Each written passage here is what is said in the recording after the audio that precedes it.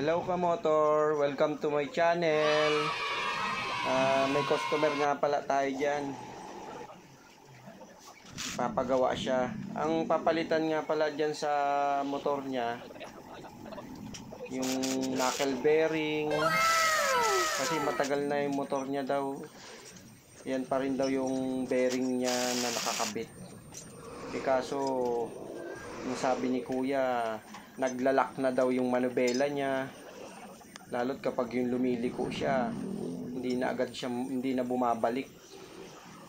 Kaya sa ating mga kamotor, delikado yung mga ganong manubela na pagliko mo, hindi na agad siya babalik. Kasi pag bigla nag-stack up na yun, madidisgrasya kayo dyan. Kaya yan, binaklas natin yung kanyang manubela. Yan. Uhugutin natin yung pinaka niya dyan, tipus. Yan. Para mapalitan natin ng knuckle bearing. Ang knuckle bearing nga pala niyang ginagawa ko na yan, pang rin, yung pang TMX. Kasi yung mga knuckle bearing ng mga Motorstar, Euro, Rusi, tsaka yung Pinoy na motor, yung Pinoy, yan, puro pang 155 din yung mga knuckle bearing na ginagamit dyan. Hindi mahirap hanapan ng knuckle bearing yung mga ganyan. Yan, inaalalayan din ako dyan ni kuya eh. Shout out nga pala dyan kay kuya, yung nagpapagawa. Dahil isa rin siya sa mga followers natin. Nakalimutan ko kunin yung pangalan niya eh. Yan, binaklas na natin. Sinisinsil ko yung niya dyan, yung housing ng knuckle bearing. Sobrang tagal na talaga. Tsaka yung pinaka tubo nung lagayan ng housing ng knuckle bearing, pumasok na sa loob yung housing. Kaya sinisinsil ko ng maigi yan dyan eh. Sa mga motor kasi kapag yung matagal na talagang bago palitan yung mga knuckle bearing niya, ang hirap sinsilin. Nauubos din kasi yung pinaka housing nung knuckle bearing eh. Sa sobrang tagal na nagagamit ba, nakakaskas-kaskas nung pinaka bearing. Kaya ang hirap sinsilin. Yan. Iyang ganyan nga palang ginagawa ko na yan. Nilalagyan ko ng ng grasa yung knuckle bearing. Yan. Kailangan niyan punong-puno yung knuckle bearing ng grasa. Para hindi basta-basta masisira yung knuckle bearing. Kasi sa mga bearing talagang napaka-importante na ginagrasahan natin yan mga kamotor. Yan, tinatanggal ko nga pala yung housing din nung nasa tipos niya.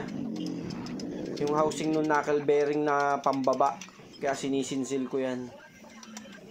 Yan din, natagalan din ako magsinsil dyan eh. Kung ano-anong posisyon na ginawa ko dyan para lang masinsil ko yung bearing niya eh. Sobrang tigas talaga. Bagay, ganyan talaga kapag naggagawa tayo, talagang challenge sa atin yan para kung paano natin tanggalin yung isang parts na nakakabit sa motor. Medyo marami nga palang namimili niyan kaya medyo natatakpan-takpan yung camera natin. Kasi yung camera natin, pinatong ko lang doon sa ibabaw ng pinaka-istante ng shop natin. Kaya minsan natatakpan-takpan yung video natin. Yan si kuya, inaalalayan tayo. Napakabait niya ni kuya. Pag alam niya medyo nahihirapan ako magsinsil, inaalalayan niya ako. Nag-helper siya. Yan. Yan, kinakabit na natin yan. Kapag ginagrasahan, niriripak ng grasa yung bearing, yon tawag doon. Niriripak. Lalagyan natin ng grasa yung bearing. Kailangan yan punong-puno.